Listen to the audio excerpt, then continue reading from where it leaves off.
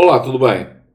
Eu hoje trago um tipo de vídeo que eu normalmente não traria para o canal, mas como eu sei que alguns de vocês se interessam por esse tipo de coisas, eu resolvi trazer aqui um vídeo comparativo e que vem a propósito de um debate que eu assisti hoje mesmo entre jornalistas esportivos espanhóis e colombianos, em que os espanhóis demonstravam toda a sua arrogância, toda a sua prepotência.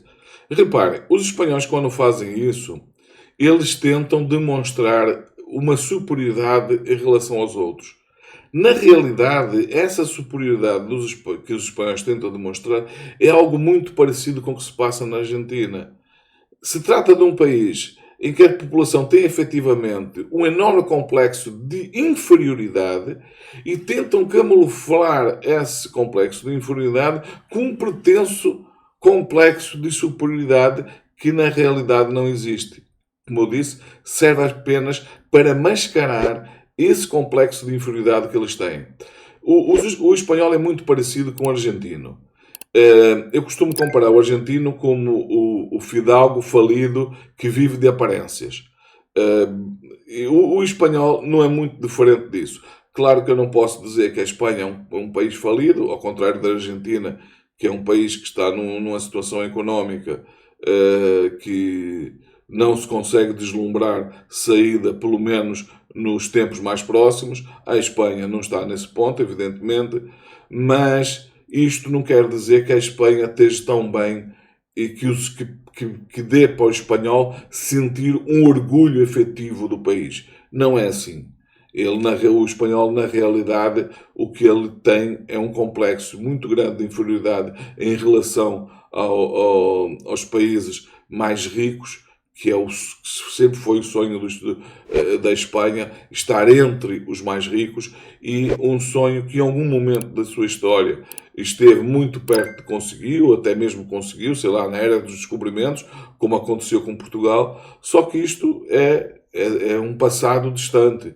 A Espanha está muito longe disso. A Espanha está longe disso até em relação às maiores economias da Europa, quanto mais do resto do mundo. Mas então, eu quero falar especificamente e trazer alguns números que possa ser útil para vocês em relação a essa discussão absurda, quanto a mim,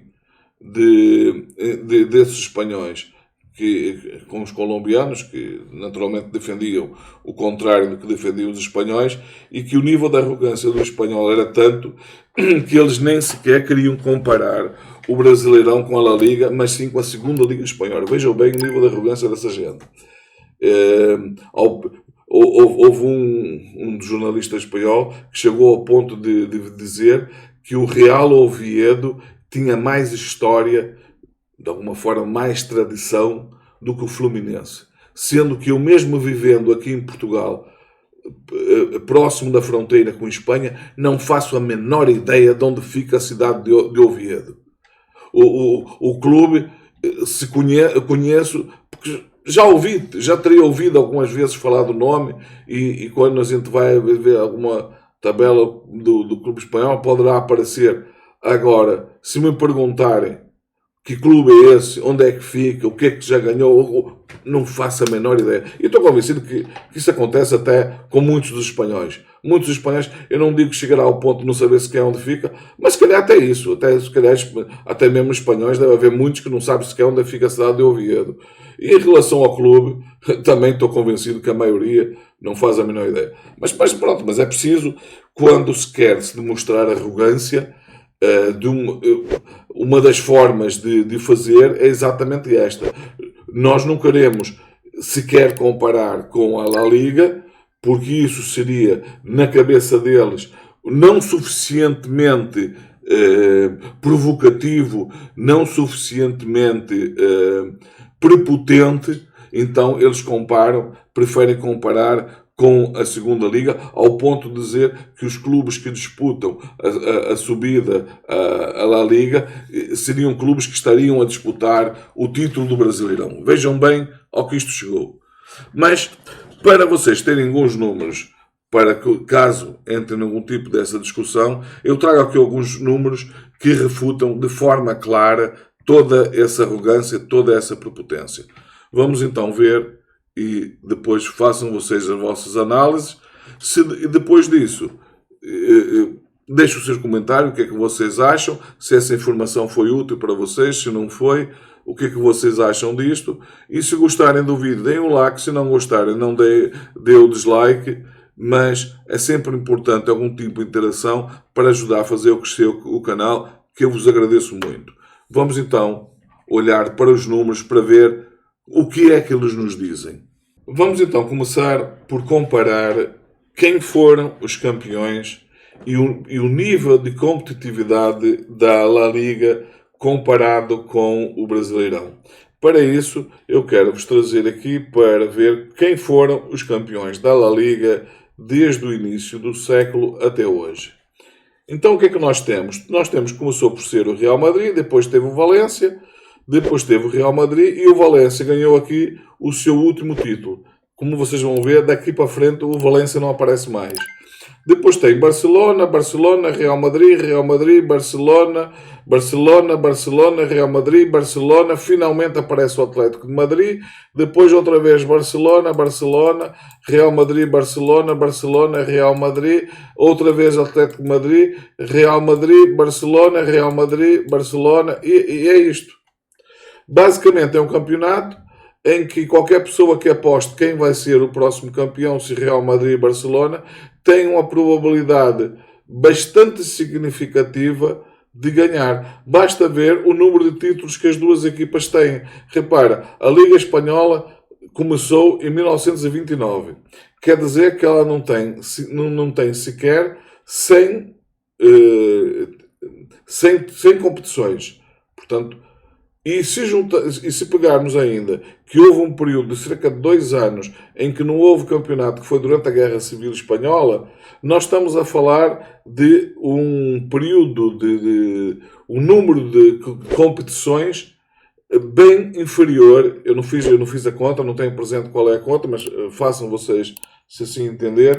E até não é tão difícil de fazer. Nós estamos em 2005, portanto, daqui para 2009 são 4, os dois são 6, portanto nós estamos a falar em 94 campeonatos. Em 94 campeonatos, reparem aqui, Barcelona com 28, Real Madrid com 36, ou seja, desses 94 campeonatos, 64 deles foram ganhos por essas duas equipas. Vocês acham que isto revela algum tipo de competitividade? Que competitividade é esta? Não tem competitividade nenhuma. E agora repara outra coisa que está-me aqui a chamar a atenção. Olha só. Barcelona, em segundo Real Madrid, depois Atlético de Madrid. Real Madrid, Barcelona, aqui finalmente o Girona. Mas depois Barcelona, Real Madrid, Atlético de Madrid. Real Madrid, Barcelona, Atlético de Madrid. Atlético de Madrid, Real Madrid, Barcelona. Real Madrid, Barcelona, Atlético de Madrid. Barcelona, Atlético de Madrid, Real Madrid. Vocês estão a ver que nem sequer, salvo raras exceções, nem abaixo do terceiro lugar, nem sequer aí nenhuma equipa, ou raramente alguma equipa consegue ingerir-se. Que competitividade é esta? Que competitividade é esta em que das 20 equipas, 17 compete do quarto lugar para baixo? É disto que estamos a falar. Quer dizer, além de haver só duas, basicamente, que lutam pelo título, salvo raras exceções, igualmente, salvo raras exceções, alguma equipa dentro das 17 que ficam abaixo do Atlético de Madrid poderão eventualmente disputar o terceiro lugar com o Atlético de Madrid. Mas vocês veem, mas é disputar com o Atlético de Madrid, porque, mais uma vez, salvo raras exceções, elas podem disputar um lugar com Barcelona ou Real Madrid. Mas normalmente não é isso que acontece. Normalmente elas ficam ou abaixo, frequentemente abaixo do Atlético de Madrid, eventualmente disputa o terceiro lugar com o Atlético de Madrid. É este o nível de competitividade da La Liga tão exaltada, tão defendida pelos espanhóis. Agora vamos fazer uma análise comparativa o que acontece com o Brasileirão. Então no Brasileirão nós temos o quê? Temos Botafogo, Palmeiras, Atlético Mineiro, Flamengo, Palmeiras, Corinthians, Cruzeiro, Fluminense, Corinthians, Fluminense, Flamengo, São Paulo. Reparem, aqui pela primeira vez aparece um clube que ganha três campeonatos consecutivos. Uma raridade absurda. Corinthians, Santos, Cruzeiro, Santos, Atlético Paranaense, Vasco da Gama. Vocês estão a ver que não dá para comparar o nível de competitividade. E depois, se vocês forem olhar quem são as equipas que ficam no segundo, terceiro, quarto lugar, elas variam muito. Que interesse tem assistir a um campeonato em que você sabe à partida quem vai ser o campeão? Mas o Barcelona joga muito bem, vale a pena assistir os jogos. Sim, senhor. O Real Madrid joga muito bem, vale a pena assistir o jogo. Muito bem. Mas para além desses dois, que jogos é que vocês teriam interesse a assistir? Mas vamos ver quem são os clubes que estão na Liga Espanhola e quais são os que estão na Liga Brasileira, para fazermos então essa análise um pouco mais profunda do eventual interesse que essa liga pode ter. Reparem agora, quem são os clubes que disputaram a última Liga de Espanha? Barcelona, Real Madrid, Atlético Madrid, o trio em que duas disputam os dois primeiros lugares e o Atlético Madrid é quase que o eterno terceiro classificado. Depois tem Atlético Bilbao, Vila Real, Betis, Celta de Vigo, Raio Vallecano, Osasuna, Mallorca, Real Sociedade, Valência. Vamos tirar aqui o seguinte, vamos retirar fora esses clubes com alguma tradição, como por exemplo o Atlético Bilbao, o Betis, o Real Sociedade, Valência, Sevilha, além de, claro, dos outros três que estão em cima. Os outros clubes, muito provavelmente, vocês não saberiam nem sequer dizer aonde é que eles jogam, que região de Espanha eles jogam. Eu, evidentemente, como estou aqui muito perto da Espanha, até saberei dizer alguns deles. Mas, por exemplo, tem aqui clubes que eu não faço ideia onde é que fica a cidade. Celta de Vigo, eu conheço, porque até Vigo fica muito perto daqui e é uma cidade que eu já visitei algumas vezes. Mas, por exemplo, o Raio Vallecano,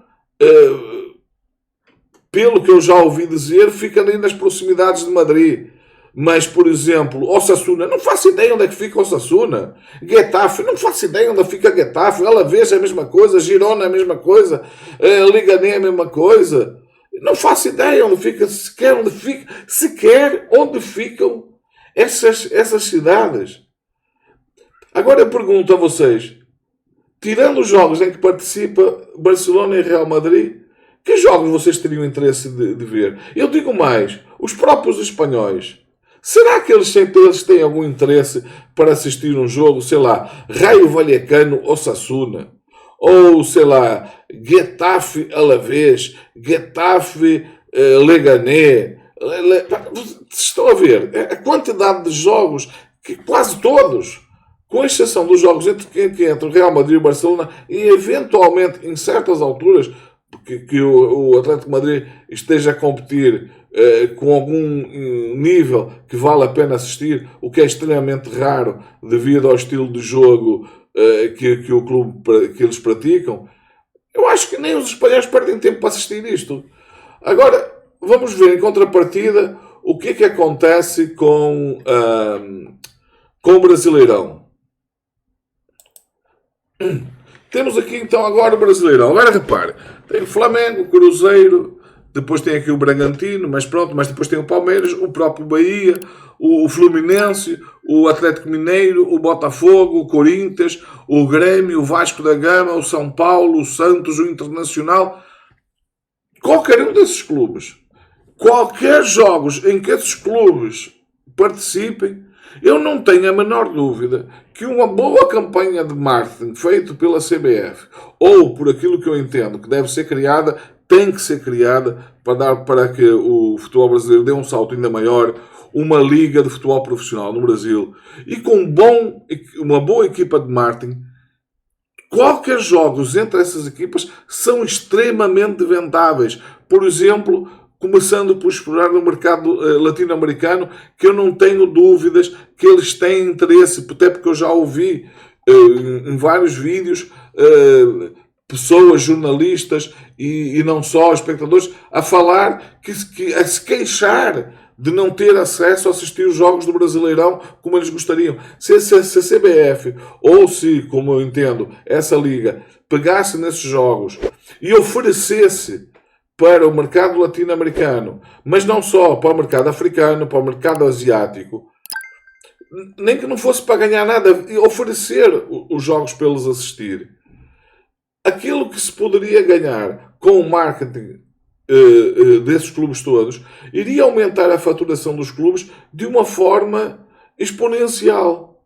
Por exemplo, as pessoas hoje acham a grande coisa o Flamengo faturar 1,5, nem chega a 1,5 bilhões de reais por ano. Eu acho esse número ridículo, atendendo ao potencial que o Flamengo tem. Esse número devia ser o número para padrão dos clubes, entre os clubes grandes, aqueles, digamos assim, menos grandes. O Flamengo deveria estar num patamar, assim como o Corinthians, como o próprio Palmeiras, num patamar, o São Paulo, por exemplo, e até alguns clubes cariocas, como o Fluminense, o Botafogo, o Vasco da Gama, deveriam estar, no caso do Flamengo, a disputar entre os 5, 6 bilhões de reais de faturação, e assim como o Corinthians deveria estar nesse patamar, e os outros, se calhar num patamar ligeiramente menor, mas ligeiramente menor, na casa, sei lá, dos 3 bilhões, 2, 3 bilhões de reais. Há potencial para isso. A questão é que se saiba vender e, sobretudo, depois desse Mundial, independente do que vier a acontecer daqui para a frente, o produto já chegou às pessoas. Há que agora saber explorar esse passo que foi dado e atacar esse mercado. Eu estou convencido que o Brasileirão hoje é vendável até mesmo aqui na Europa.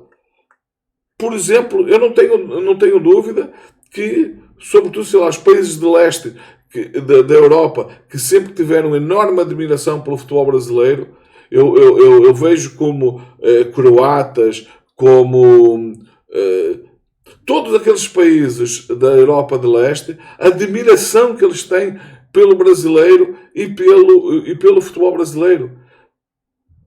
Há ali um mercado também a explorar. E para competir com as principais ligas da Europa. E, por exemplo, se bem explorado, a Liga Espanhola não compete com o Brasileirão.